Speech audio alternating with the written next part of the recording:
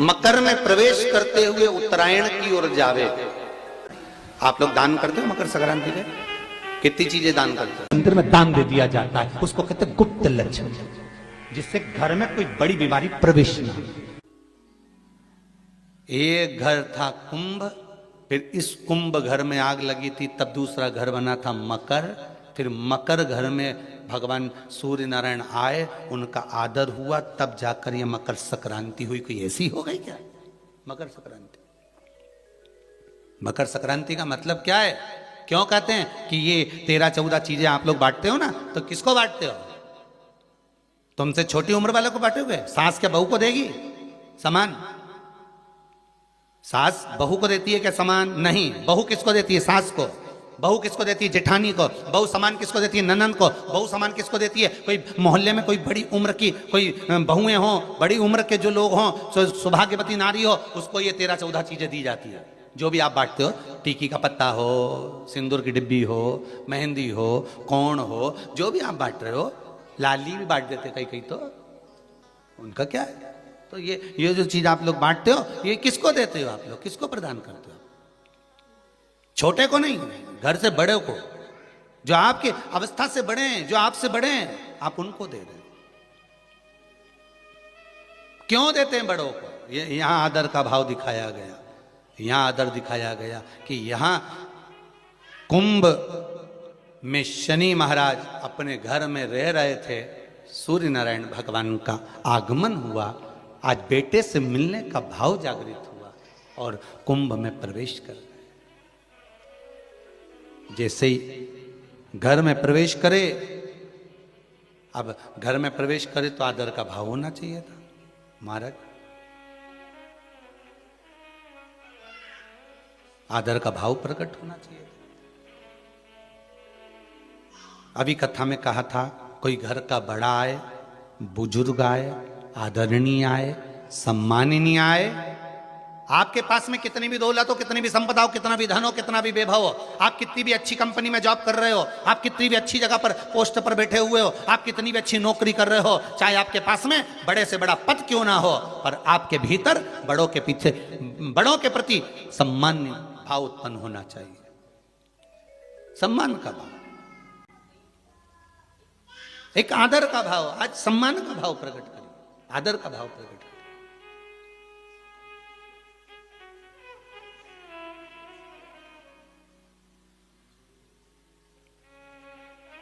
महाराज, पूरे वर्ष में एक दिन ऐसा आता है, मकर राशि में सूर्य प्रवेश करता है, तो उसे मकर संक्रांति कहते हैं। महाराज ध्यान दीजिएगा, पूरे वर्ष में एक दिन मकर संक्रांति का। हमारे हिंदू धर्म में ये दिन है, हमारे हिंदू धर्म में जो ये दिन है। अच्छा, कई लोग कहते हैं कि सूर्य के उत्तरायण का क्रम है, ये क्रम है, ये पूजन का क्रम है, तिल्ली के लड्डू का क्रम है, लड्डू बना लो तिल्ली का, इसका क्रम है। पर अगर स्कंद पुराण उठाओ तो स्कंद पुराण में अगर मकर संक्रांति के क्रम को यदि पढ़ोगे तो मालूम पड़ेगा कि पूरे वर्ष में एक दिन ऐसा था जिस दिन भगवान शिव और नारायण, ये दोनों, इसलिए आज भी हिंदू धर्म में गुड़ के लड्डू तिल्ली के साथ मिलाते हैं। क्यों? उसका कारण कि शंकर और नारायण ये दोनों एक ही दिन, एक ही पल गंगा का स्नान करने के लिए आए, एक ही। फिर भगवान शिव, देखिए कितना कितना हमारे हिंदू धर्म में एक एक तिथि का, एक एक बार का एक एक महत्व है, उसको समझिए।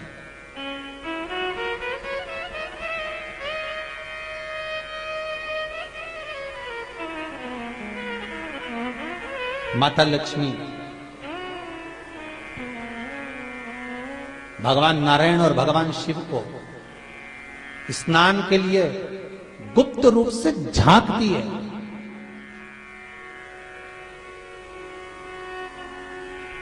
तो भगवान विष्णु ने तिरछी दृष्टि में माता लक्ष्मी को देखा, तिरछी दृष्टि। तो माता लक्ष्मी को देखकर भगवान विष्णु शिव जी को देखे तो शंकर भगवान ने कहा, नारायण हमने देख लिया, महारानी लक्ष्मी झांक रही है, हमने वर दे दिया है कि लक्ष्मी का एक नाम गुप्त लक्ष्मी रहेगा, ये छुपी रहेगी। और आज मकर संक्रांति के दिन नारायण और शिव का दर्शन इस लक्ष्मी ने करा है। पर जो गुप्त लक्ष्मी का दान दे देगा उसके घर में कभी कोई बड़ी बीमारी प्रवेश नहीं करेगी। कैंसर जैसा रोग, किडनी और लीवर का रोग नहीं हो सकता। आज भी नियम है कि मकर संक्रांति के दिन एक लड्डू बनाया जाता है गुड़ और तिल्ली का, उसमें 1 का सिक्का, 2 का सिक्का या कोई लक्ष्मी उसमें फंसा दी जाती है और लड्डू को पैक कर कर किसी मंदिर में दान दे दिया जाता है। उसको कहते हैं गुप्त लक्ष्मी, जिससे घर में कोई बड़ी बीमारी प्रवेश न हो। वो केवल मकर संक्रांति को ही होता है। मकर संक्रांति का जो दिवस है वो कोई साधारण नहीं। आप लोग दान करते हो मकर संक्रांति में? कितनी चीजें दान करते हो? और सुहागन माताओं को देते हो ना, क्या देते हो? कितने देते हो? 13, 14 कितने हैं? 14। कौन से पुराण में लिखा है कि 14 चीज देना चाहिए? अरे बोलते जाओ जरा जल्दी जल्दी, बड़ी मुश्किल से तो पकड़ाई में आते हो तुम शिवरी नारायण वालों। 14 चीजें दान देना है। किस पुराण में लिखा है? कोई तुमसे पूछ सकता है तो महाराज आप कह सकते हो अग्नि पुराण में वर्णन आता है। कौन से पुराण में लिखा है? अग्नि पुराण में लिखा। देव ऋषि नारद भगवान विष्णु के पास जाकर पूछते हैं, नारायण कृपा करिए। भगवान विष्णु ने पूछा क्या बात है, बोलिए देव ऋषि नारद क्या चाहते हो? चाहते क्या हो वो बताओ। महाराज हमें इतना सा बता दो, शिव जी के यहां जाते हैं तो पहले उनके द्वारपाल से पूछना पड़ता है अंदर जाने के लिए। ब्रह्मा जी के यहां जाते हैं तो ब्रह्मा जी के द्वारपाल से पूछना पड़ता है। इंद्र के यहां जाते हैं तो इंद्र के द्वारपाल से पूछना पड़ता है।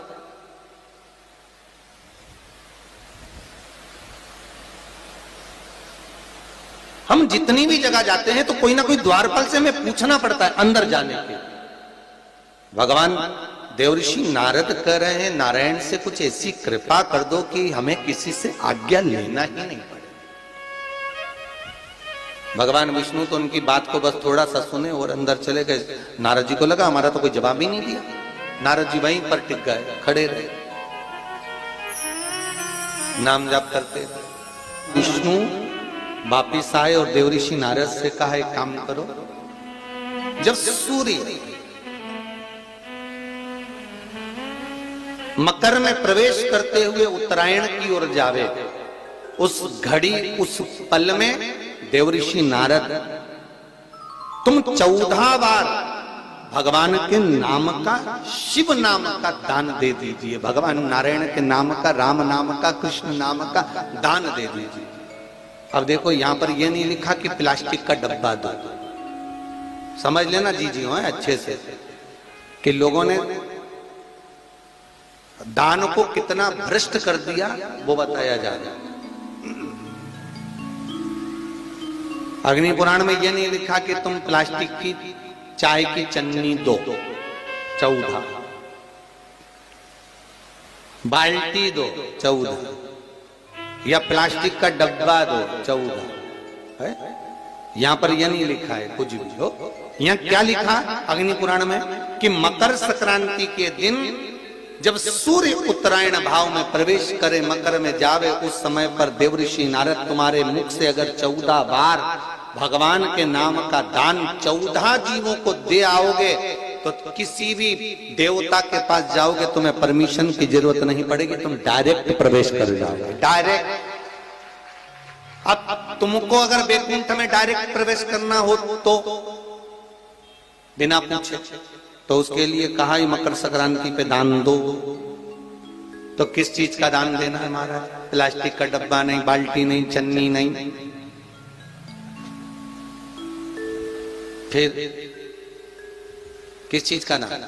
तो कहा अगर देवर्षि नारद आप दान दे रहे हो तो 14 नाम का दान दीजिए। 14 जीवों को नाम का दान दे दो, भगवान के नाम का भजन करो। और अगर संसार के लोग दान दे तो किस चीज का, तो के अन्न से बड़ा कोई दान,